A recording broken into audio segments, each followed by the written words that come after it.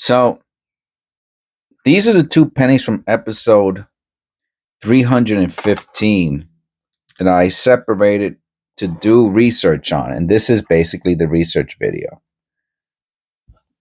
Okay, so the point of this is multifaceted. One is to see if I have a penny that has comes from a double die hammer die, as shown on copper coins, the date guide. The other part is for those of you who don't know how to research a penny, to show you the copper coins date guide, and so you can research your own pennies that you find that might have what's known as separation. Okay, obviously, if a coin has a true double die, it's very obvious, which is when you could see the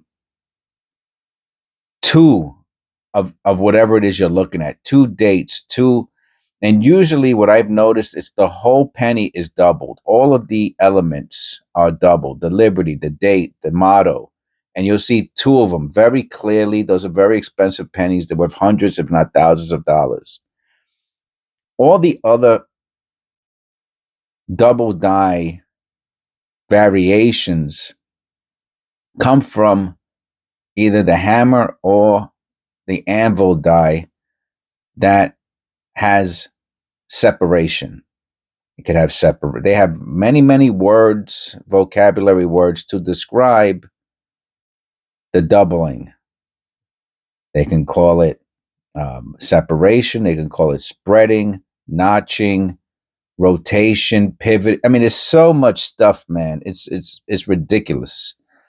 But for the intentions and purposes of this video,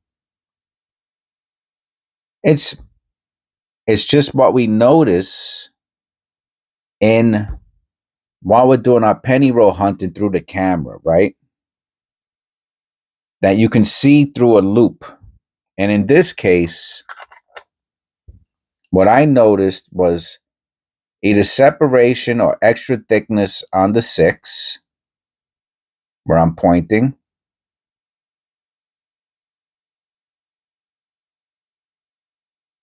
Spreading or notching on the bottom of the 7.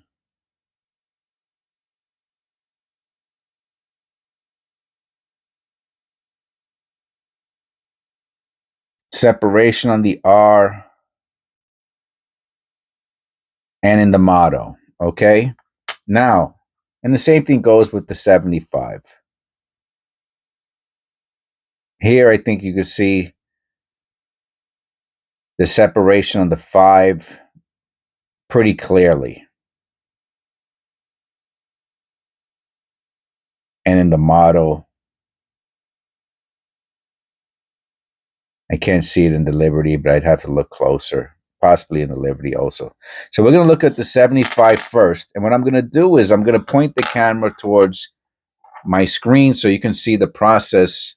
And then I will look at my pennies through my loop, right? So I can compare what copper coins is showing to what I have in front of me. Okay, so let's take that off. Let's go to the all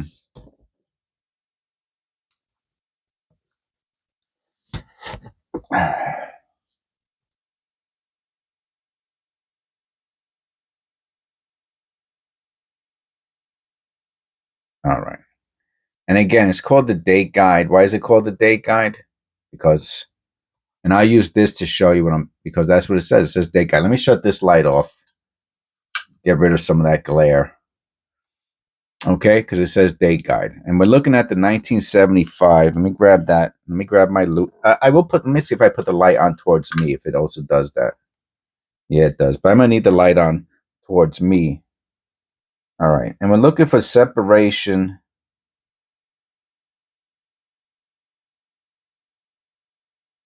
Oh, yeah. The 7 has it towards the northeast.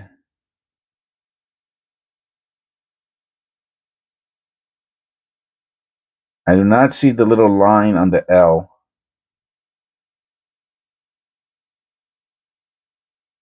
And then the I and the W and we has nice separation.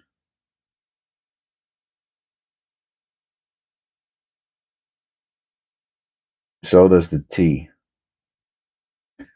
So I'm going to put mild separation. So anyway, let's go to 79. Excuse me, 75, and then we're going to go to P1DO, which is up here. Up here, nothing's identified. Okay.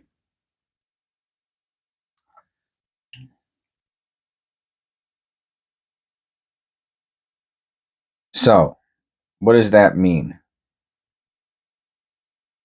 I'm not sure. But that 7 has very nice separation, and I'll show it at the end of the video. Or something is with the date is off with the I'll use my shirt to clean it up a little bit. Something with the date is definitely something happened on the dye. Now, it could also be deteriorated dye, right? Meaning that over the many uses, this is the later stage, something happened to the dye, and that's what we're seeing here. And I did clean it up a drop. But it's not identified. So there's a good chance this is not a double dye. Okay, so let's go to the next one. The next one is the 67P. Let's go back page it. 67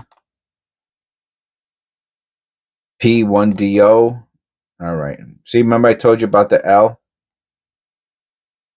The little notch. Always check the L for those little notches.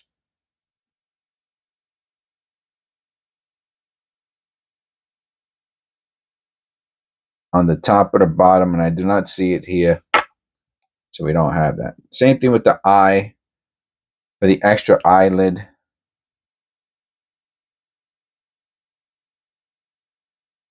They're usually always in the same place. I've never found one doesn't have it. And that's it. That's it. So what I'm seeing here is not identified anywhere. And where I see it best is in the motto. I see great separation in the motto. I am going to put this into a flip, and I am going to designate it as separation in the motto. And as far as the 7 goes in the 75, it's probably deteriorated dye. So let's look at these again. Let me put the light on. Let me point the light at it. And we're going to take a closer look. And we're going to start with the 75 to see if you see what I see. And it's specifically in the 7. On the line that goes up, on the left, it goes straight up and it continues, and then it separates in the north, east, and in the northwest.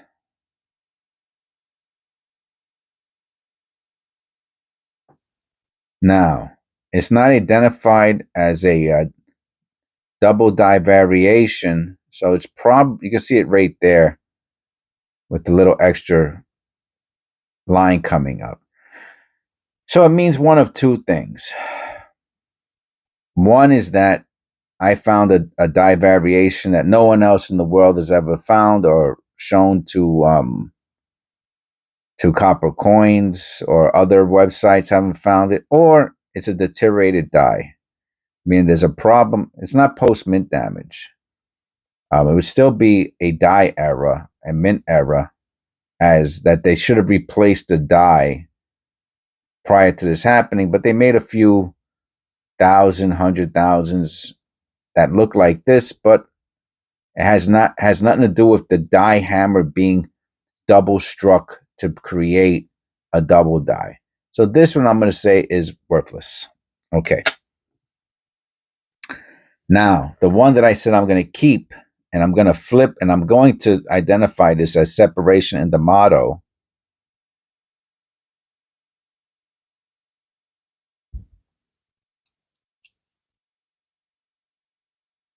This would be a good one to send to copper coins.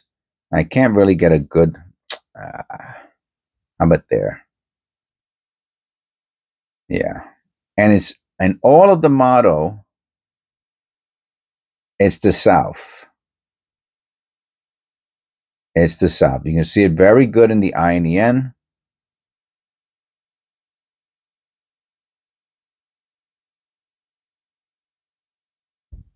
I'm trying to back up a little bit so that maybe it'll make the resolution a little clearer. And you can see it good in the GOD. On the bottom, you can see the separation. In the W, even through the camera, I can see the separation. Look at there in the W, the E. And I would not,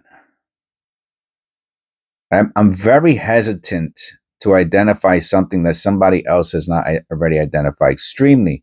This is one of the very few times that I'm going to do that, because I can see the separation, especially in the GOD. I'm going to look at it again through my weak loop. Oh, it's beautiful.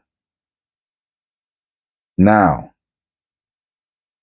is especially in the N, in every single letter, there is separation or spreading at the southwest. And I think that this is something that somebody would like to have. But I would not be able to sell this without putting it under the microscope and getting much clearer pictures.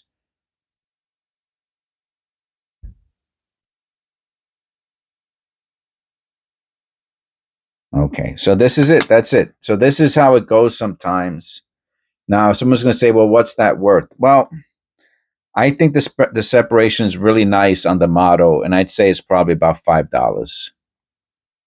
Now, does that mean it's a double die variation? No. It could be